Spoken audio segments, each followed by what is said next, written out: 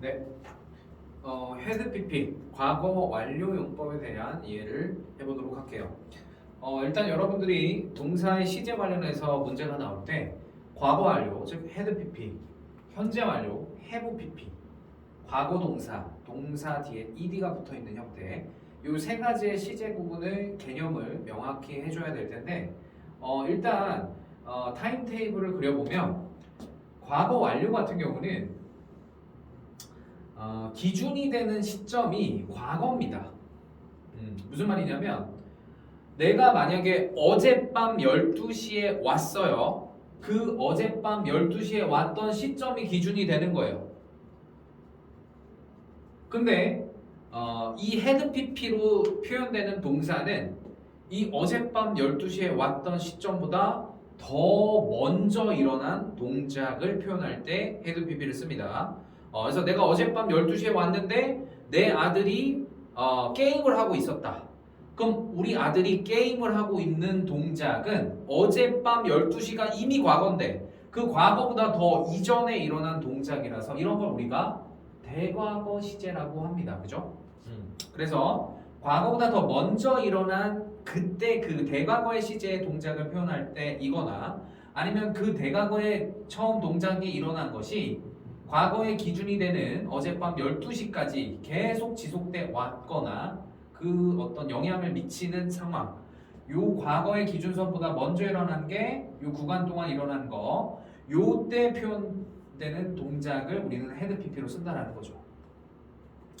자, 그런데 현재 완료 같은 경우는요, 기준이 되는 시점이 현재예요.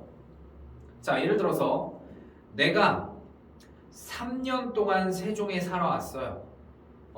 그러면은 지금 선생님이 말한 나라는 주체자가 3년 전에 처음 살기 시작해서 그때부터 3년 전이면 우리가 지금 21년이니까 2018년부터 현재 21년까지 쭉 살아왔어, 세종에. 그러면은 기준이 되는 현재 시점보다 3년 전부터 현재까지 쭉 살아왔다라는 이 기간 동안 일어난 동작을 우리는 have PP 또는 has PP로 표현을 한다는 거예요. 그죠? 자, 그런데 과거 동사는 뭐냐? 우리가 동사 ed를 표현해서 ed를 붙여서 표현하는 이 과거 동사는요.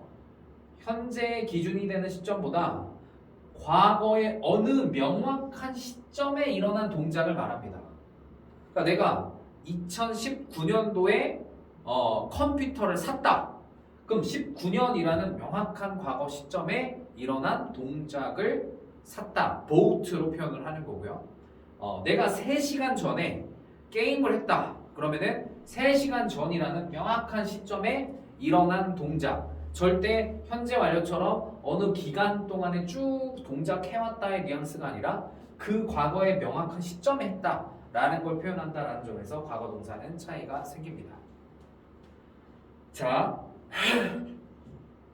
이 세 가지의 예문을 쌤이 하나씩 들어볼게요. I have lived in Sejong for 3 years. 자, 여기에 have PP가 쓰여 있습니다. 자, 그래서 기준이 되는 현재 시점보다 어때요? Have lived in Sejong for 3 years. 3년 동안 세종에서 살아왔다. 그럼 3년 전부터 현재까지 쭉 살아왔다라는 이 구간에 일어나는 동작을 have lived가 표현하고 있는 겁니다. 자, 두 번째 문장 보시죠. I had lived in Sejong for 3 years before I moved to Seoul. 자, 이번에는 had lived가 쓰였기 때문에 이 기준이 되는 과거 시점, 즉 이 문장에서 어떤 게 기준이 되는 거야? 내가 서울로 이사를 갔던 시점이 기준이 되는 거야. 그럼 서울로 이사 간 시점, 예를 들어서 2019년도에 서울로 이사 갔다라고 해보자. 근데 그 서울로 이사를 갔던 시점보다 더 이전 3년 전부터, 즉 2016년부터 3년간 이사를 간 시점까지 3년간 세종에 살았다. 보이십니까?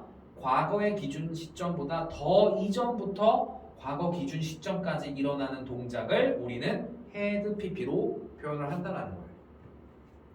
자, 마지막 I lived in Sejong in 2007.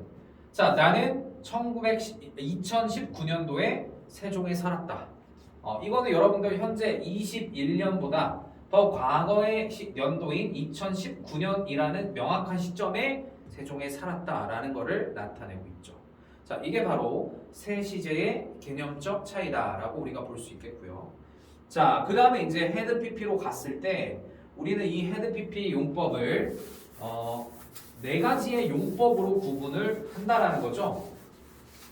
그게 바로 이제 완료용법, 경험용법, 개성용법, 결과용법인데요. 얘는 여러분들이 이제 그 안에 헤드 PP가 들어가 있는 문장 안에서 특정한 부사를 찾아서 그 부사의 유무에 따라서 용법을 구분하는 게 가장 일반적입니다. 그래서 완료용법에 해당되는 부사는요, just, already, yet가 있습니다. 그리고 경험용법, ever, before, once, twice, 숫자 뒤에 times를 써서 몇 번이라는 의미를 갖고 있는 부사가 나오면 경험용법, never이라는 빈도부사도 마찬가지 경험용법이고요. 계속용법, since와 for, how long이 되겠고요. 마지막 결과용법은 딱히 다른 부사는 없는데 보통 이제 had, gone to 다음에 장소가 나오면 얘도 이제 결과용법의 대표적인 형태다라고 볼 수가 있다라는 거죠. 자, 예를 하나씩만 들어볼게요. 자, 지금 여기에 had pp가 보이고요. already가 보입니다. 이렇게 already가 보이는 순간 이 과거 완료는 완료용법으로 쓰였구나. 이렇게 판단하면 됩니다. 자, 그래서 기준이 되는 시점이 언제였어? 너가 어젯밤에 왔었을 때가 기준이야. 과거의 기준 시점이고 나는 그 왔었던 시점에 이미 나의 숙제를 이미 이 기간에 끝냈어. 그래서 왔었을 땐 이미 다 끝나 있는 상태야. 완료된 상태임을 나타내고 있죠. 자, 여기서 우리가 just와 already는 had, pp 사이에 쓴다라는 거를 조심해 줘야겠고 그 다음에 yet 같은 경우는 보통 부정문 또는 의문문에서 문장 끝에 쓴다라는 거. had not finished it yet 또는 had you finished it yet 하면서 이미 벌써의 의미를 가지면서 얘는 had, pp 사이에 쓰이는 게 아니라 문장 끝에 쓰인다라는 특징을 갖는다라는 거예요. 부정문과 의문문 때 말이죠. 자, 그 다음에 경험 용법도 하나만 예시를 들어볼게요. 자, had, pp가 보이고 never이 보입니다. 그럼 과거의 기준이 되는 시점은 언제였냐면 내가 마침내 어제 동물원에서 하나를 봐기 전에는 사자를 한 번도 본 적이 없다. 그러면은 어제가 기준이 되는 시점이죠. 어제 내가 동물원에서 드디어 사자를 살면서 처음 봤나 봐. 근데 그 시점보다 더 내가 태어났을 때부터 어제까지 이 기간 동안의 시간에서는 한 번도 사자를 본 적이 없었다라는 거죠. 그죠? 이렇게 과거의 기준이 시점보다 더 전부터 과거 기준, 어제 내가 본 시점까지 일어난 동작을 had, pp로 표현을 했다라고 볼 수 있겠고요. 자, 그 다음에 이제 계속용법 같은 경우는 since, 뭐뭐 이래로, for, 뭐뭐 동안, how long, 얼마나 오랫동안 이렇게 세 가지의 부사 또는 의문사를 취하게 됩니다. 자, 얘도 마찬가지로 had, lived가 나왔고요. 여기에서의 for는 동안인데요. 자, 우리가 during이나 for이나 while 다 동안이지만 for는 이제 비교적 정확한 기간 명사가 뒤에 나와서 보통 이제 수사와 기간 명사가 같이 들어가 있는 특징을 가진 전치사입니다. 그죠? 자, 그래서 이번에는 과거의 기준이 되는 시점이 내가 이곳으로 이사 오기 전에, 그러니까 내가 이곳으로 이사 온 시점이 과거야. 근데 그거보다 더 전에 그곳에서 3년간 살았다. 그러면은 3년 전부터 이사를 내가 이곳으로 온 시점까지 3년 기간 동안 살았다라는 건데 이게 이제 계속용법에 for이나 since가 들어가면 그 내가 이쪽으로 이사를 온 그 기준이 되는 시점까지도 동작이 계속되고 있다라는 의미를 부각시켜서 써준다라는 겁니다. 그래서 요 계속용법일 때 나중에 had been ing 과거 완료 진행형으로 얘를 동작에 가능한 동사가 나왔을 때 had been ing로 바꿔 써줘도 가능한 게 바로 계속용법이에요. 자, 이런 특이사항을 같이 잘 정리를 해놓고요. 자, 그 다음에 결과용법입니다. 결과용법도 마찬가지. 과거의 기준 시점이 있겠죠? He had gone to Philippines when I looked for him.